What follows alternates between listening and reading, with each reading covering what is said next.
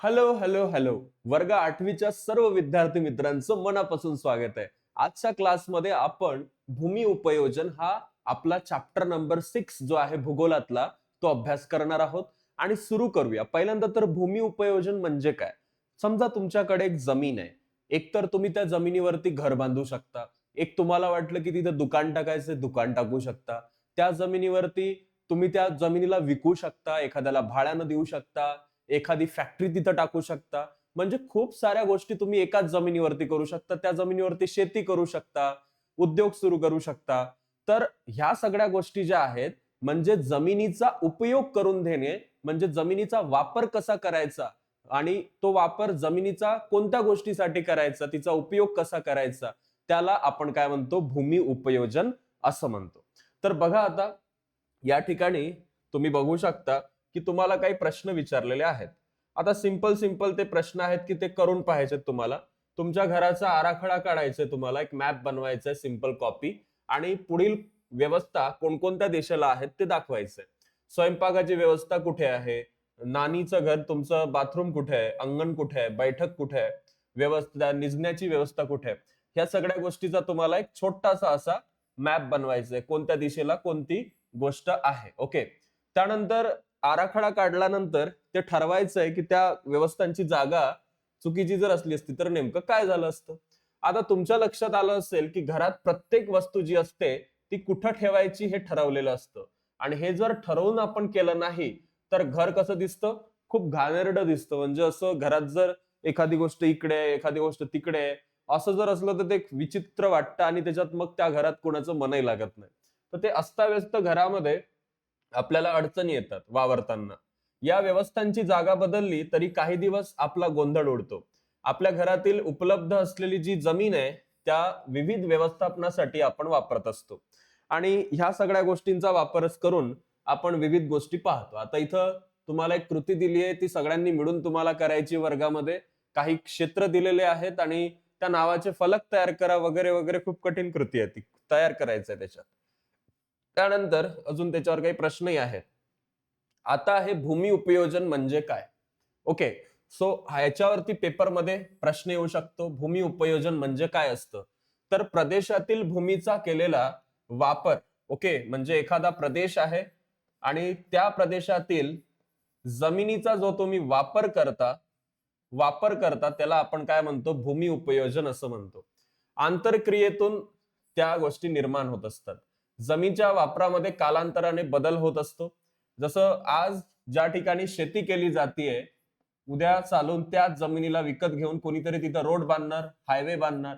त्याच ठिकाणी एखादा व्यक्ती एखादा उद्योग सुरू करणार. म्हणजे जशी जशी मानवाच्या गरजामध्ये वाढ झाली तसा तसा मानवाकडून भूमीचा उपयोग वेगवेगळ्या कारणांसाठी जो आहे तो वाढवण्यात आलेला आहे. त्याचबरोबर खनिजयुक्त जमिनीमध्ये खाणकाम केलं जातं. सुपीक सपाट जमिनीमध्ये शेती केली जाते. ओके. ज्या जमिनीमध्ये चांगलं खनिज आहे, बॉक्साईट आहे, अल्युमिनियम आहे, लोह खनिज आहे, चुनखडी आहे, तिथं खाणकाम केलं जातं, मायनिंग केली जाते. आणि ज्या ठिकाणी सुपीक सपाट जमीन आहे तिथं शेती केली जाते. हे भूमी उपयोजनाचे आता आपण प्रकार पाहणार आहोत, ग्रामीण भागातले आणि शहरी भागातले. पहिला जो टाइप आहे तो आहे ग्रामीण भूमी उपयोजन. तर ग्रामीण भागात शेती हा प्रमुख व्यवसाय आहे. ओके. ग्रामीण भागामध्ये रूरल, ज्याला आपण एरिया म्हणतो, या ग्रामीण भागामध्ये सगळ्यात महत्वाचा जो व्यवसाय असतो तो शेती असतो. शेतीपूरक व्यवसायही ग्रामीण भागात चालतात. त्याचा ग्रामीण वस्तींच्या स्थानावरती जो आहे तो परिणाम झालेला आढळतो. म्हणून अशा वस्ती ह्या शेती क्षेत्रालगत, वन क्षेत्रालगत आपल्याला पाहायला मिळतात. खाणकाम क्षेत्रालगत कामगारांची आपल्याला वस्तीही पाहायला मिळते. किनाऱ्याचा जो पार्ट असतो, म्हणजे ज्या ठिकाणी समुद्र किनारा आहे त्या ठिकाणी कोळी लोकांची वस्ती आपल्याला आढळते. ग्रामीण भागामध्ये जमिनीची उपलब्धता जास्त आणि लोकसंख्या कमी असते. त्यामुळे लोकसंख्या ग्रामीण भागात आपल्याला विरळ पाहायला मिळते, म्हणजे कमी असते. ग्रामीण भागात निवासी क्षेत्र विस्तारानं कमी असतं आणि ग्रामीण भागातील जमिनीच्या उपयोजनाचे वर्गीकरण आपल्याला खालील प्रकारे करता येते. बघा आता आपण शेतजमिनीचा वापर कसा ग्रामीण भागात केला जातो ते पाहणार आहोत. इथे बघा, प्रत्यक्ष शेतीखाली असलेलं जे काही क्षेत्र आहे हे क्षेत्र शक्यतो वैयक्तिक मालकीचं असतं. तुमच्या घरी जर शेती असेल तर ती शेती सरकारच्या मालकीची नसते, ती तुमच्या स्वतःच्या वडिलाच्या मालकीची, आजोबाच्या मालकीची असते. आता याचं वर्गीकरण जर आपण पाहिलं, मालकी हक्क आणि शेतीचे जर प्रकार आपण पाहिले तर त्याचे वर्गीकरण करता येते. त्याच्यामध्ये आहे पडीक जमीन. ओके, पडीक जमीन म्हणजे अशी जमीन ज्यावरती कोणतं उत्पादन घेतलं जात नाही, ती तशीच असते. तर जिचा वापर शेतीसाठी थांबवलेला आहे अशी जमीन जी असते तिला पडीक जमीन म्हणतात. जमिनीचा कस वाढवण्यासाठी 1 ते 2 हंगाम शेत जमिनीचा काही भाग शेतकरी जे आहे ते वापरत नाही आणि त्याला चालू पड असं म्हणतात. त्याला चालू पड असं म्हणतात, ज्याचा काही भाग शेतकरी 1 ते 2 हंगामासाठी वापरत नसतात. आता जमीन काय असते? वनजमीन म्हणजे एक सीमांकित केलेलं क्षेत्र आहे, म्हणजे ज्या ठिकाणी बॉर्डर आहे की त्याच्यामध्ये कोणी जाणार नाही. कारण ते क्षेत्र ग्रामीण भूमी उपयोग योजनेचा जरी प्रकार असला, त्यामध्ये वनक्षेत्रातून लाकूड, डिंक, गवत हे वनोत्पादन जरी मिळत असले, तर इथं प्रामुख्याने हे जमीन वन विभागाची असते. आणि या जमिनीमध्ये प्रामुख्याने मोठी झाडं, झुडपं, वेली आणि गवत आपल्याला पाहायला मिळतात. ही वनजमीन असते. त्यानंतर एक क्षेत्र अजून असतं ज्याला गायरान किंवा माळरान असं म्हणतात. गाव पंचायतीच्या मालकीची जमीन किंवा शासनाच्या मालकीची जमीन जी चराव जमीन असते, ही जमीन संपूर्ण गावाच्या मालकीची असते. ओके, आणि फारच थोडी जमीन इथं व्यक्तिगत मालकीची असते. इथं तुम्ही बघू शकता की याच्यामध्ये गायरानात जी जमीन असते याच्यामध्ये शासनाच्या मालकीची चराव जमीन आपल्याला पाहायला मिळते. त्याचबरोबर गावाच्या मालकीची जमीन असते आणि फारच थोडी, खूप कमी जमीन आपल्याला इथं व्यक्तिगत मालकीची पाहायला मिळते. आता आहे नागरी भूमी उपयोजन. आता शहरामध्ये कशा प्रकारे जमिनीचा वापर करतात, गावामध्ये तर आपण पाहिलं गायरान होतं, त्यानंतर वनजमीन होती, वैयक्तिक जमीनही शेतीसाठी वापरली जात होती. आता बघा नागरी भूमी उपयोजन. 20व्या शतकामध्ये नागरी वस्तीमध्ये म्हणजे शहरामध्ये वाढ झाली आणि नागरी भागात विविध कामांसाठी भूमीचा वापर केला जाऊ लागला.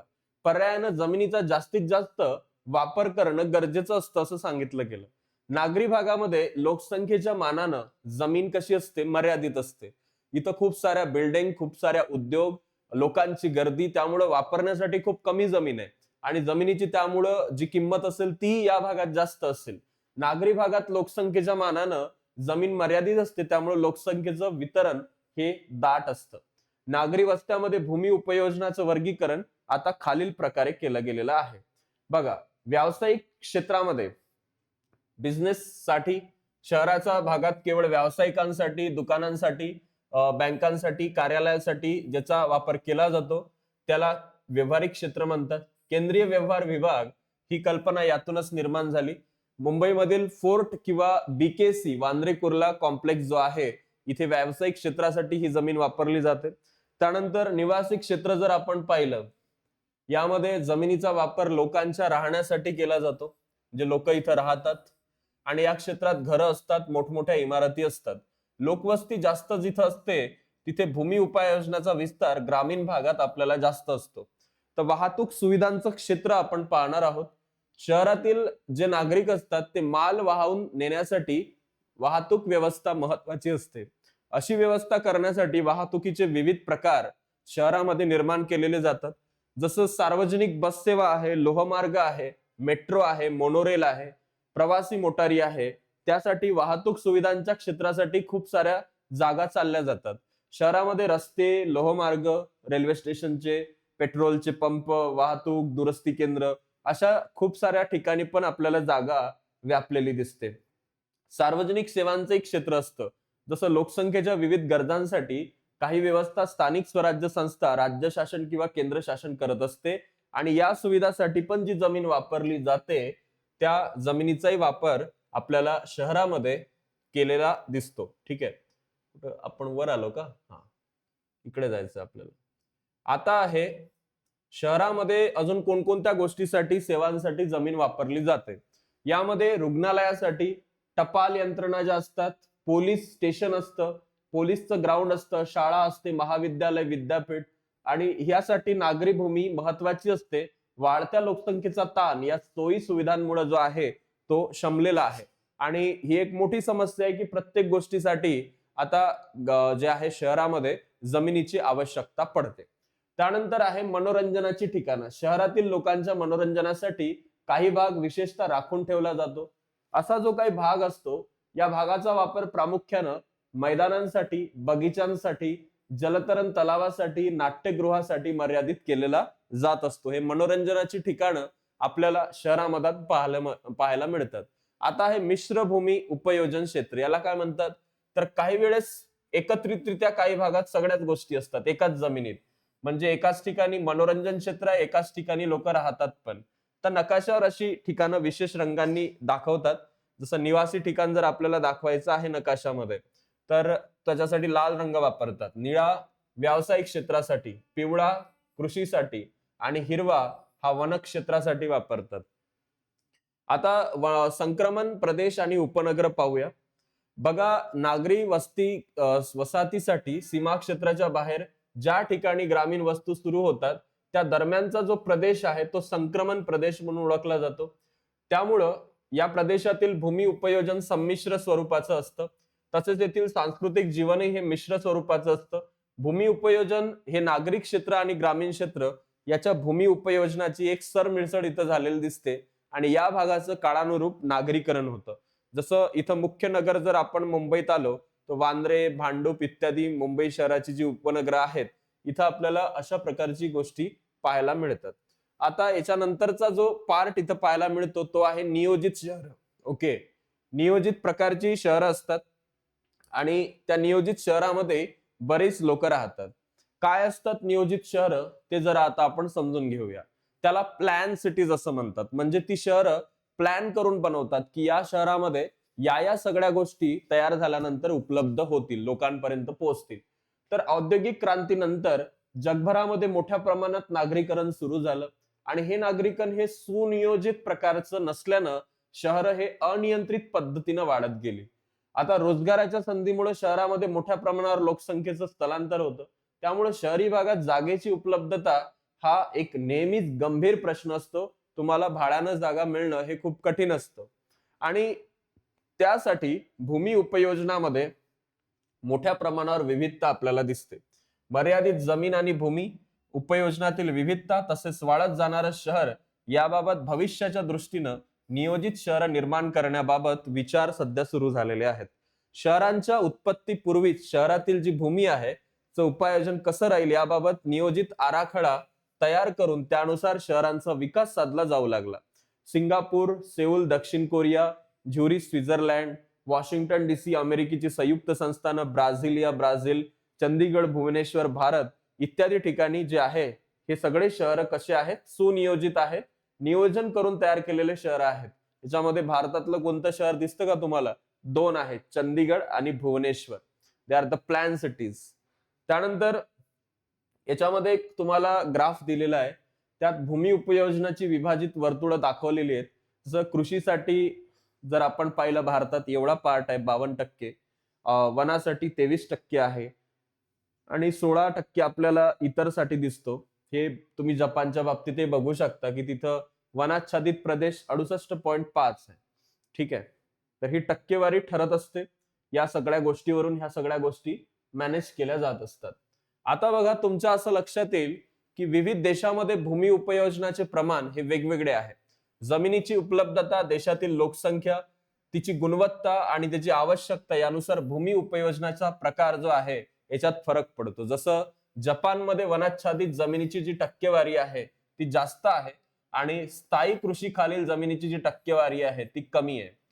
त्या मानानं भारतातील वनाच्छादित जमिनीची टक्केवारी कमी असून स्थायी कृषी खालील जमिनीची टक्केवारी त्या ठिकाणी जास्त आहे. म्हणजे आपण भारतात जर पाहिलं, कृषी आहे आपल्याकडे, वनजमिनी आहे आपल्याकडे, पण तिचं प्रपोर्शन जे आहे ते ऍज कम्पेअर्ड टू बाकी गोष्टी कमी आहे. पण जपानमध्ये गेलो तर कृषीनं जे आहे, वनजीवनानं जे आहे ते जास्त जागा तिथं व्यापलेली आहे. हा एक पार्ट आपल्याला दिसतो. त्यानंतर जमिनीची मालकी आणि मालकी हक्क. आता एक 7/12 उतारा म्हणून ओळखला जातो. भूमी उपयोजनामध्ये जमिनीचा वापर कसा केला जातो हे आपण पाहिलेलं आहे.